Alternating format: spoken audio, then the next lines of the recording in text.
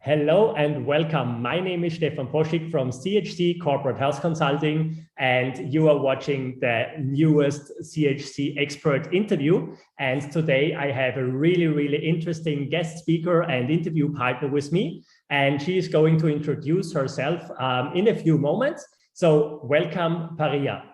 Please Thank introduce you. yourself. Sure. My name is Paria Rajai, and I run Model Expand, which is a DEI strategy firm. That stands for Diversity, Equity, and Inclusion. And I've been doing this work nearly 4 years. I started at Yahoo in their Business and Human Rights division. And since then, I've founded this firm, and we partner with employers on how to hire more underrepresented talent, how to create environments that allow that talent to thrive, how to look at systems within your workplace that might be creating some of this, lack of harmony and just lack of diversity. And so we are, so we have the pleasure of working with clients who are really enthusiastic and determined to do better. And so that's a little bit about us. That's really awesome. So Paria, this brings me right to my first question. What is your personal definition of diversity and inclusion? Yeah, so diversity, the way we often think about it is who is at the company? What does the representation look like?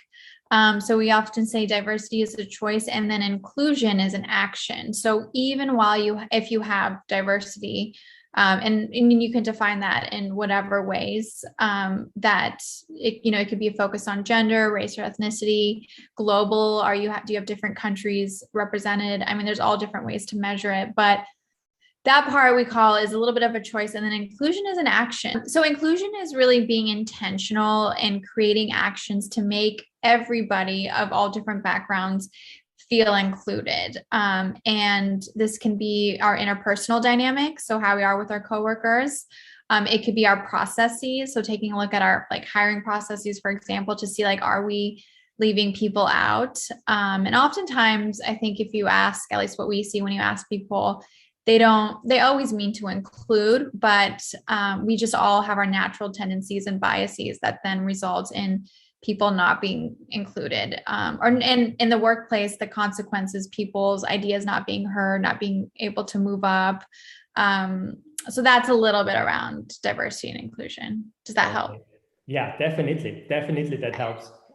Because what we are seeing in the marketplace is a lot of people are talking about these two words, but a lot of people are really confused what this actually means. And so this is so important. And we are going to discuss this in the HR Future Night in November too. Actually, what is this and what is it all about? And so when a company wants to start to implement diversity or wants to start to be more inclusive, how can they start, or where should they start? Yep. I mean, the ideal place to start is looking at your data. So who is represented within the company right now? And then getting even more granular in terms of, okay, of the people who are represented, who's moving up in their careers?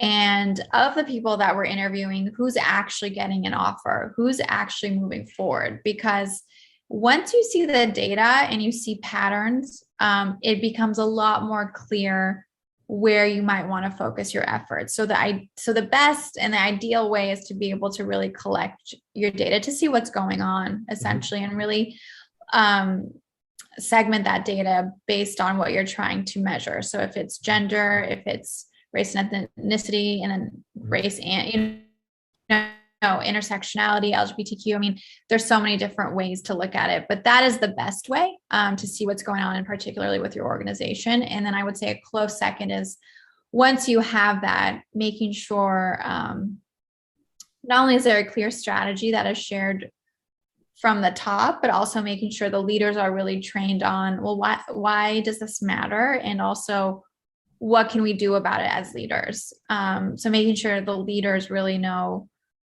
how the importance and can communicate it out in a strategic way. I would say both of those things are really critical, are great first steps. Okay.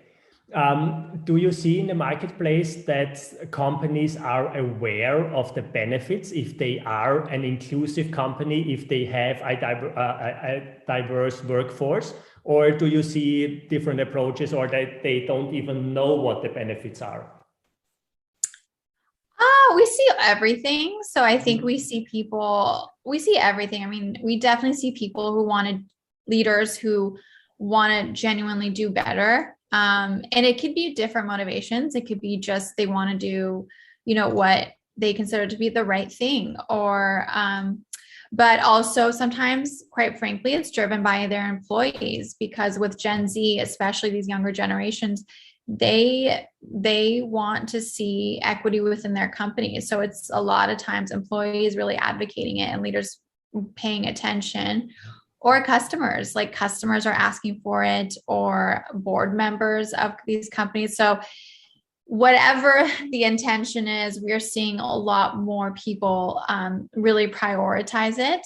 And I think, it's a spectrum. Some people really genuinely get it. Others need to understand a little bit better. But it's definitely, the market has changed in terms of whether the leaders get it or not. They're recognizing that they need to, and it's not a nice to have. Yeah, I think this is so important, because in 2021, every company should be like this, but a lot of companies are not there yet, in my opinion. So, but it's good that there is some progress, and there is some, they are moving a little bit in the right direction, in my opinion. Yeah. So can you give us one or two best practice examples, what you already did in companies, or what companies can do and what is working? Yeah, I mean, there's a few things, but one thing you could do, so we work a lot on the talent side, but I'll start with kind of what I spoke about in terms of looking at your own representation. So one best practice is to take the time and send out a survey. And you want to be intentional about it. You want to be thoughtful about it. And if you have an employee resource group within your company, get them involved, but really understand who is represented at your company. And SurveyMonkey has, I think, some free tools that you can use to get started in terms of measuring who's at the company and then what's their experience like. So I think that is a really great starting point, because then you can measure, where to start. And then you can measure all the efforts you're putting into DEI. So that's generally a good best practice. I mean, I can get really tactical, like in terms of hiring. We always recommend, as an example, is creating structure as much as possible in your hiring process. So by that, I mean, literally in interviews, making sure people are asking the same questions in the same order, and everybody is clear on what skills they're evaluating for. The only variable that should occur in interviews are the answers. But oftentimes, right, you're laughing because that's hardly the case, right? We always, you're just talking, one question leads to another. I mean, there's so many variables, and therefore when it comes time to actually evaluate, we have all these different things informing how we end up evaluating. So yeah, I think, and if you're a smaller company, it feels harder because you don't like process, but if you can start early on and operationalize this type of interviewing style, it's really just better hiring, and it allows for more objective hiring rather than having bias kind of come in. And like, there was one client where they incorporated, there's one company where they noticed that women were being disproportionately weeded out of their data science assessments. And so what they did was they helped start to build some structure in terms of how to evaluate the assessments, because before there wasn't a clear way to evaluate. And by the way, most companies would say, well, women just don't make the cut. They don't have the skills. But this company understood that, no, there's likely some bias if one group is disproportionately not getting the offers. And so they created structure on how to evaluate, and they saw the percentage of women on their data science team double. And so that is just one way, is looking at structure and making sure the variables are only the answers, and also having a very structured rubric for how you evaluate answers.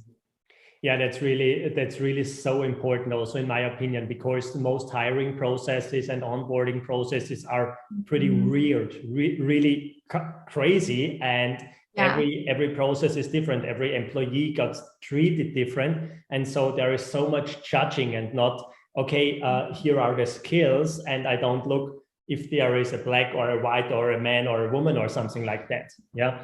And so this is really a good example, because we also see this in our space, where we do HR consulting and corporate health management in companies.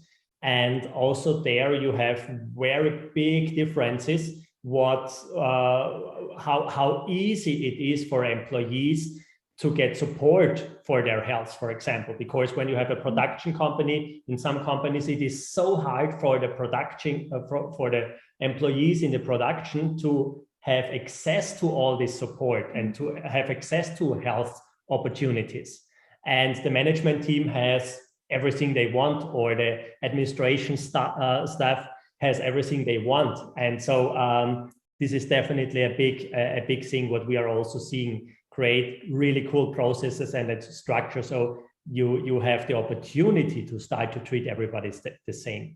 Yeah, exactly. And that makes me think of like the difference between equality and equity. So equality is like, well, we have this program for everyone at the company, so everybody could access it technically. But it sounds like in your case, if someone's in production, they need a little bit more support or clear communication of what's available. And that's same with when we talk about equity and hiring is, well, we put, people say, well, we put the job description on our website. Anybody can apply. But the reality is, well, who knows about your company, and how much visibility is it in different networks and what is currently existing within your company? And so that's where equity comes in. It's not about being equal. It's about understanding the different areas everybody's coming from and filling in those gaps so that it truly becomes accessible to everyone. Yeah, definitely. Oh, that's so true, really. So this brings me to my last question, and what I saw on your profile and also on your websites, you're talking about inclusive hiring practices. What is this? Yes. So essentially, we hear a lot about diversity recruiting. You know what that is, right? So it's really, how do we hire more underrepresented talent? And inclusive hiring is similar, but it looks at it in a different way of, okay, what is our hiring process and our hiring methods and how we do things that is leaving people out, even though we don't mean for it to happen? So it's essentially very similar to diversity recruiting, but it's really looking at the systems that are creating really inequities, right? So it's really taking a look at your own hiring. And then what you see when you start to make these adjustments to how you source, how you interview, how you evaluate, you start to see a different outcome. And so it's really about auditing, hey, what's going on within our systems, within our company that's creating clearly, oftentimes, a pretty homogenous outcome that companies are seeing that they find problematic or that they want to make sure to do something about. Oh, that's really cool. So what I really like in all the answers you gave me is you are so data-driven and system-driven. And this is actually really the first interview I'm doing about this topic, where all the answers are somehow about systems and data and looking, really doing an analysis and looking where the problem comes from. Yeah, because a lot of people are talking, the feelings and how we treat the people and how we look at them. And of course, but I have to go to the source of the problem or the root of the problem. And so this is a really cool approach. So congratulations. I really appreciate this approach you are doing here. Thank you. And those feelings are really the outcomes, or they're the systems of something. They're the symptoms of something. So it's what's the root? It's about looking at what's the root of the issues happening. And it's often numerous things that have to be addressed. Awesome. So we could go on and on and on with this interview because I have so much more questions, but we have our about 15 minutes. So Paria, thank you so much for taking the time. If somebody wants to connect with you, reach out to you and know more about your services and you as a person, what's the best way to connect with you? Yeah, I think the best way is to go to our website. So www.modelexpand, modelexpand.com. So just go on there and you can hit contact and you can reach out to us, and you can connect, ask to reach out with me and we can connect. We love talking to different folks and different organizations. We work with employers from all over the world, all sizes, all industries, and it's just really a time in history where we're seeing huge shifts happening, and it's pretty exciting. And that's how you get a little bit more information. Awesome. Thank you again. And if you want to have you. more interesting conversations with you, also you can join the HR Future Night in November. So we are also going to link this in the comments and also in the post. So thank you again. Have a great day and You keep too. on this great work. Thank you so much. Bye. Bye.